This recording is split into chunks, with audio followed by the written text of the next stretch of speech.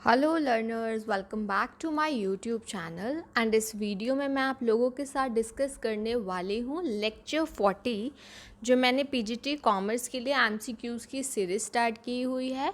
और इससे पहले के जो लेक्चर है, लेक्चर 1 टू लेक्चर 39, उसमें काफ़ी सारे एमसीक्यूज़ डिटेल्ड एक्सप्लेनेशन के साथ डिस्कस हो चुके हैं। और उसकी जो वीडियोज़ हैं उनकी प्लेलिस्ट का लिंक मैंने आप लोगों को डिस्क्रिप्शन बॉक्स में प्रोवाइड किया है, आप वहाँ पर क्लिक कर कर देख सकते हैं। ओके, और आप लोग टेलीग्राम ग्रुप भी ज्वाइन कर सकते हैं जिसका लिंक प्रोवाइड किया गया है। और पीजीटी कॉमर्स के इम्पॉर्टेंट टॉपिक्स की मैंने प्लेलिस्ट बनाई हुई है, तो आपको टॉपिक्स के बारे में भी अच्छे से पता होना चाहिए डिटेल में। तो हम कहीं से भी हम लोगों ने ये नहीं छोड़ना है कि आपका कोई भी क्वेश्चन रह जाए, ठीक है। तो आपने ज़्यादा से ज़्यादा प्रैक्टिस करनी है इन क्वेश्चंस की। तो हम स्टार्ट करते हैं लेक्चर 40 को। फर्स्ट है question, which of the following is not a major of central tendency. आप लोगों को बताना है कौन सा मेजर नहीं है सेंट्रल टेंडेंसी का। देखो, आप लोगों को पता है, हम लोग स्टैट्स में पढ़ते हैं मेजर्स ऑफ सेंट्रल टेंडेंसी, यानी कि हम एवरेजेस निकालते हैं। उसमें आप लोग मीन पढ़ते हैं, मीडियन पढ़ते हैं एंड मोड पढ़ते हैं, है ना। तो ये तीनों तो पढ़ते हैं, बट कोरिलेशन, अगर हम बात करें कोरिलेशन की, तो कोरिलेशन जो है वो हमारा किस में आता है, वो तो ये बताता है कि जो वेरिएबल्स है उसमें कितना एसोसिएशन है, वो आपस में कितने जुड़े हुए हैं। आपने देखा होगा जब ज़ीरो कोरिलेशन कोफिशिएंट आता है, इसका मतलब उनके बीच में कोई भी कोरिलेशन नहीं है, कोई भी एसोसिएशन नहीं है ना। हमने डिग्रीज़ आपको मैंने क्वेश्चन में करवाई थी कि क्या क्या डिग्रीज़ होती हैं कोरिलेशन की, ठीक है। तो वो आपने ज़रूर देखना है अगर अभी तक नहीं देखी है तो, क्योंकि इसीलिए कहती हूँ अगर आपका कोई भी पार्ट स्किप हुआ आपको ज़रूर देखना चाहिए, क्योंकि इससे आपकी नॉलेज एनहांस होगी और कॉन्फिडेंस भी बूस्टअप होगा कि हमने क्वेश्चंस को कैसे अटेम्प्ट करना है। ओके, सो कौन सा नहीं है, कोरिलेशन नहीं है measure of central tendency. Mean, median, mode, ये सभी मेजर्स हैं सेंट्रल टेंडेंसी के। नेक्स्ट क्वेश्चन देखिए, the factor of production which tends to be most perishable. देखो, फैक्टर्स ऑफ प्रोडक्शन आपको पता है जो हेल्प करते हैं प्रोडक्शन में, जैसे आपको ऑप्शन दिया land, labour, capital, enterprise. Okay, अगर हम बात करें यहाँ पर पेरिशेबिलिटी, अब आपको यहाँ पे इसको बिल्कुल कॉमन सेंस लगानी है। लेबर सबसे पेरिशेबल है। अब इसका रीज़न भी आपको पता होना चाहिए। मान लो शिफ्ट्स लगी हैं, ठीक है, लेबर जो लोग आश्रम करते हैं, मजदूर वगैरह, ठीक है। तो अगर वो मान लो एक शिफ्ट में नहीं आए, तो ऐसा थोड़े ना आप उनकी सर्विस को स्टोर करके रख लोगे, नहीं। अब वो उस टाइम की सर्विस उनकी लॉस्ट हो गई, आप उसको पेरिशेबल ही है ना, अब उसको स्टोर तो नहीं किया जा सकता, यही होता है ना। तो लेबर इन सब में से most perishable factor of production है, तो आप लोगों ने ये ध्यान रखना है। ओके, नेक्स्ट है, इन case of share for feature account is credited with. अब आपको पता है, देखो, जर्नल एंट्रीज और जैसे ये आपका issue of shares, forfeiture of shares, हर किसी की आपको जब तक बेसिक नॉलेज नहीं होगी तो आप अपने एमसीक्यूज को अटेम्प्ट नहीं कर पाओगे, ठीक है। तो देखिए, अगर हम शेयर फॉर फीचर क्या होता है कि जब्त कर लेना, कैसा। अब शेयर फॉर फीचर मान लो, मैं आपको एग्जांपल लेके समझाती हूँ। जैसे एक शेयर अगर हम सिंपली बात करें कि 10 ऐसे शेयर्स थे, देखो 10 शेयर्स हैं और हर रुपी मतलब हर शेयर्स का जो अमाउंट है आप सपोज कीजिए ₹20, ठीक है। अब एक शेयर होल्डर है जिसके पास 10 शेयर्स थे, उसने क्या किया, एप्लीकेशन मनी तो दे ही दिया, देखो अलॉटमेंट, फर्स्ट कॉल। अब ये इसका इन्होंने कैसे इसमें किया हुआ था, यहाँ पे देखिए हर किसी का 555। ओके, अगर हम एग्जांपल लें, अब फाइनल कॉल भी थी ₹5 की। अब उस पर्सन ने ये तीनों तो दे दिए बट फाइनल कॉल नहीं दी, रिमाइंडर्स वगैरह जो भी प्रोसीजर होता है। तो अब उसके जो ऑलरेडी रिसीव्ड अमाउंट है, जो ₹15 रिसीव्ड हैं, उसको भी क्या कर लिया जाएगा, उसको भी जब्त कर लिया जाएगा। तो जो अब एंट्री हम लोग क्या करते हैं, आप लोगों को ये भी पता होना चाहिए, शेयर जब फॉर फीचर हो रहा है तो शेयर कैपिटल हमारी डेबिट होता है, ठीक है। ये चीज़ आप लोगों को ध्यान रखनी है। अब यहाँ देखिए, जैसे मान लो मैंने बोला 10 शेयर्स ₹20 का, तो 200। अब देखिए, शेयर, अब आप ये देखिए उसका कौन सा अमाउंट रह गया था, उसका अमाउंट रह गया था शेयर फाइनल कॉल, कितना 5 रुपीज़, तो 50 रुपीज़, बाकी 15 रुपीज़ तो आ गए थे, वही हमारे जाते हैं शेयर फोर फीचर में, यानी कि 150, यानी कि जो अमाउंट रिसीव हो गया है, हमें 150 रिसीव हो गए हैं। सो आप अब क्वेश्चन को पढ़िए, in case of share forfeiture account is credited with received money. So इस पर्टिकुलर क्वेश्चन का आंसर आएगा हमारा रिसीव्ड मनी। ओके, नेक्स्ट है question, goodwill of the share of retiring partner will be debited in the capital accounts of remaining partner in the dash ratio. अब आप ये देखिए, retire हो रहा है पार्टनर, अगर मान लो ए बी सी तीन पार्टनर है और ए रिटायर हो रहा है, तो बी और सी के लिए तो क्या होगा, गेन करेंगे, जैसे नया पार्टनर आता तो सेक्रीफाइस करते हैं, अब बी और सी यहाँ पे गेन करेंगे, तो अब इन द गेनिंग रेशियो, वही आपसे पूछा गया है। ओके, नेक्स्ट क्वेश्चन देखिए, when drawings are made at the end of every month interest on drawing is charge for.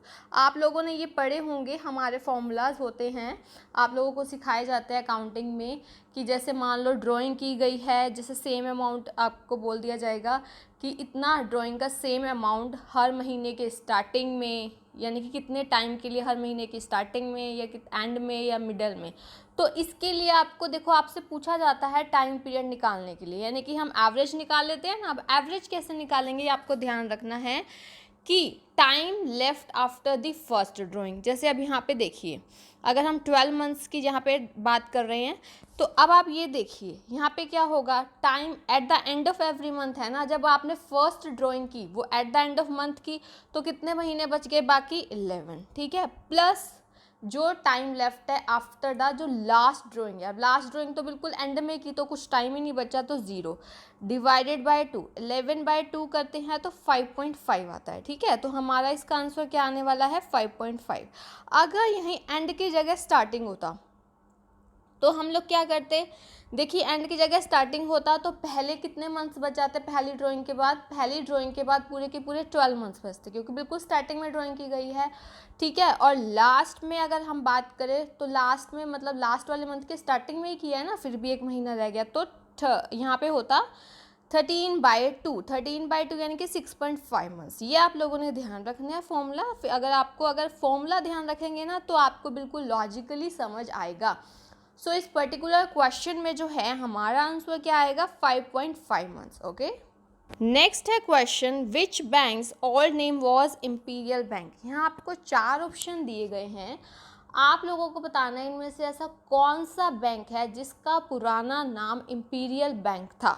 सो इसका आंसर आप लोग मुझे कमेंट सेक्शन में बताओगे। ओके, नेक्स्ट देखिए, the term previous year means, आप लोगों ने देखिए इनकम टैक्स के बेसिक्स कॉन्सेप्ट्स में हम पढ़ते हैं प्रीवियस ईयर, असेसमेंट ईयर, बहुत सारी चीज़ें पढ़ते हैं। तो प्रीवियस ईयर क्या होता है, उसको फाइनेंशियल ईयर बोलते हैं, कैलेंडर ईयर बोलते हैं, अकाउंट ईयर या बोलते हैं, या financial year before assessment year. बिल्कुल, जो असेसमेंट ईयर से पहले वाला फाइनेंशियल ईयर होता है उसको हम लोग क्या बोलते हैं, प्रीवियस ईयर बोलते हैं। आप लोगों को पता है ना, प्रीवियस ईयर की इनकम पे टैक्स कब लगाया जाता है, असेसमेंट ईयर में लगाया जाता है, लेकिन कुछ एक्सेप्शंस है, वो तो पूरी डिटेल नॉलेज की बात होगी, बट जनरली अगर हम बात करें तो प्रीवियस ईयर का मतलब क्या होगा, financial year before assessment year. Okay, next देखिए, what is the result of payment of creditors. अगर क्रेडिटर्स को पेमेंट किया है, ठीक है, तो क्या रिजल्ट होगा, इसको ना आपने बिल्कुल लॉजिकली देखना है, क्योंकि कई बार हमें कई क्वेश्चन लगते आसान है, बहुत जल्दी में हम उसका कुछ भी आंसर मार्क कर देते हैं, बट आप लोगों ने ऐसा नहीं करना है। हर एक क्वेश्चन को जब भी आप अटैम्प्ट करेंगे बिल्कुल अच्छे से पढ़ना है और उस पर पूरा लॉजिक अप्लाई करके ही उसका आंसर लिखना है, ठीक है। देखो, अगर पेमेंट किया है क्रेडिटर्स को, ठीक है, तो क्या होगा, टोटल एसेट्स बढ़ जाएंगी, टोटल एसेट्स कम हो जाएंगी, टोटल लायबिलिटी बढ़ जाएंगी, या फिर टोटल लायबिलिटी और टोटल एसेट्स दोनों कम हो जाएंगी। अगर इसका एग्जांपल मैं आपको देती हूँ, सपोज 50,000 देने थे हमने क्रेडिटर्स को, अब देखिए पेमेंट अगर उसको कर दी तो एक साइड से तो आपका कैश कम हो गया, ठीक है, यानी कि आपकी टोटल एसेट्स कम होगी, और एक साइड से जो आपके क्रेडिटर्स थे, जो आपकी लायबिलिटी थी, वो भी कम होगी। तो ऑब्वियस सी बात है यहाँ पर टोटल लाइबिलिटी भी कम हुई है और टोटल एसेट्स भी कम हुई हैं। ओके, तो आपको इन चीज़ों का ध्यान रखना है, decreasing total liability and total assets. Okay, next है रियलाइजेशन अकाउंट इज। देखो आपको ना इस टाइप के क्वेश्चन ज़रूर आते हैं कि आपसे पूछ लिया जाएगा कि इसका क्या नेचर है, ये रियल है, नॉमिनल है, पर्सनल है, किस टाइप का अकाउंट है। तो इसके लिए आपके बेसिक कॉन्सेप्ट्स अच्छे से क्लियर होने बहुत ज़रूरी हैं। अब आपसे यहाँ पे क्या पूछा गया है कि रियलाइजेशन अकाउंट जो है उसका क्या नेचर है, तो वो हमारा नॉमिनल अकाउंट होता है। कैसा? नॉमिनल। रियलाइजेशन अकाउंट कब प्रिपेयर किया जाता है? जैसे डिसोल्यूशन होता है पार्टनरशिप फर्म का, ठीक है, डिसोल्यूशन ऑफ पार्टनरशिप फर्म, हम रियलाइजेशन अकाउंट बनाते हैं देखने के लिए कि क्या कितना प्रॉफिट और लॉस हो रहा है, ठीक है, यानी कि एसेट्स वगैरह, लाइबिलिटीज़ वगैरह, ये सब कुछ देख के हम देखते हैं कि कितना प्रॉफिट और लॉस हो रहा है। तो रियलाइजेशन अकाउंट हमारा नॉमिनल अकाउंट है। नेक्स्ट है the function of human resource management is. अगर हम बात करें इनमें से क्या आएगा, देखिए पहला है recruitment and selection of employees, B है फाइनेंशियल प्लानिंग। देखो फाइनेंशियल प्लान, ह्यूमन रिसोर्स है तो ऑब्वियस है इसमें हम फाइनेंशियल प्लानिंग की बात नहीं करेंगे। सबसे जो आपको डिज़ायरेबल ऑप्शन लगेगा वो है फर्स्ट, क्योंकि प्लानिंग प्रोसेस, मार्केटिंग, इन्वेस्टिगेशन, ये नहीं, हमारा क्या आएगा रिक्रूटमेंट एंड सिलेक्शन। और रिक्रूटमेंट और सिलेक्शन में सबसे मेन डिफरेंस ध्यान रखना है, रिक्रूटमेंट एक पॉजिटिव प्रोसेस है, सिलेक्शन एक नेगेटिव प्रोसेस है। क्योंकि रिक्रूटमेंट को पॉजिटिव प्रोसेस इसीलिए बोलते हैं क्योंकि इसमें एफर्ट्स किए जाते हैं कि ज़्यादा से ज़्यादा लोग अप्लाई करें आपकी ऑर्गेनाइजेशन में, और सिलेक्शन में वही हम एलिमिनेट कर देते हैं जो अनडिज़ायरेबल कैंडिडेट्स होते हैं। तो रिक्रूटमेंट कैसी प्रोसेस है? पॉजिटिव है, और सिलेक्शन नेगेटिव है। नेक्स्ट है the element of planning is. देखो आपके जो फंक्शंस हैं मैनेजमेंट के, उनके आगे फर्दर सब पार्ट्स हैं, ठीक है। प्लानिंग क्या होता है कि डिसाइड करना एडवांस में what is to be done, how it is to be done, when it is to be done, बहुत सारे होते हैं क्वेश्चन, है ना। तो planning is basically deciding in advance. Okay, so authority, communication, leadership और प्रोग्राम। तो आपका जो प्लानिंग का है एलिमेंट वो है प्रोग्राम। आपने देखा होगा प्लानिंग में हमारे ऑब्जेक्टिव्स आते हैं, पॉलिसीज़ आती हैं, ठीक है, मेथड्स आते हैं, रूल्स आते हैं, प्रोसीजर्स आते हैं, ये काफ़ी इंपॉर्टेंट चीज़ें हैं। प्रोग्राम्स आता है जो हमारे इस क्वेश्चन का आंसर है, ठीक है। देखो अथॉरिटी, कम्युनिकेशन तो हमारा डायरेक्टिंग में आ जाता है ना, और अथॉरिटी वगैरह ये हम ऑर्गेनाइजिंग में डिसाइड वगैरह करते हैं। तो आपको इन चीज़ों का पता होना चाहिए।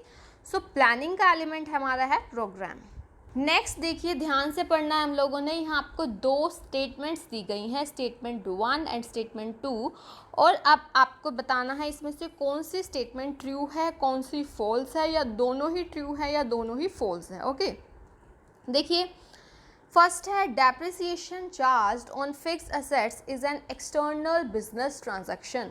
देखो बिजनेस ट्रांजैक्शन का सबसे पहले आपको ये समझना है, ये आपको बिल्कुल, आपको डेफिनेशन जब करवाई जाती हैं स्टार्टिंग में अकाउंटिंग में, आपको बताया जाता है कि जो बिजनेस ट्रांजैक्शंस होती हैं हम बेसिकली वही लेंगे जिनको हम मेज़र कर सकते हैं इन टर्म्स ऑफ मनी, और उनको आगे हम फर्दर डिवाइड कर रहे हैं टू पार्ट्स में, इंटरनल एंड एक्सटर्नल। एक्सटर्नल मतलब जो आउटसाइडर्स के साथ, जैसे आपने बाहर से कुछ भी परचेज़ किया है जैसे बिजनेस के लिए या कुछ भी, तो ये हमारी एक्सटर्नल बिजनेस ट्रांजैक्शन है। लेकिन इंटरनली जो आपकी फर्म में हो रही है that is your internal business transaction.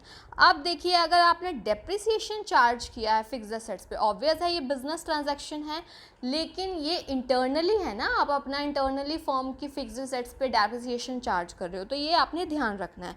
So depreciation charge on fixed assets is an external business transaction. No, क्योंकि ये हमारी क्या है, इंटरनल है, तो ये गलत हो जाएगा। उसके बाद देखिए retirement of N efficient manager from the firm, यहाँ पे फर्म कर लीजिए, ठीक है। Retirement of N efficient manager from a firm is not a business transaction. Firm कर लीजिए या फिर ऑर्गेनाइजेशन, कुछ भी, is not a business transaction. अभी आपको मैंने बताया, देखो बिजनेस ट्रांजैक्शंस में जनरली हम बात कर रहे हैं जिनको हम रिकॉर्ड करते हैं। अब आप मनी, जो मनी की फॉर्म में मेजर होती है उन्हीं को ही रिकॉर्ड करते हो ना। अब ऑब्वियस है इससे बिल्कुल इफ़ेक्ट पड़ेगा हमारे फॉर्म पे कि एक एफिशिएंट मैनेजर रिटायर हो रहा है, बट क्या आप इसको मनी के फॉर्म में मेज़र कर रहे हो? नहीं, ऑब्वियस नहीं।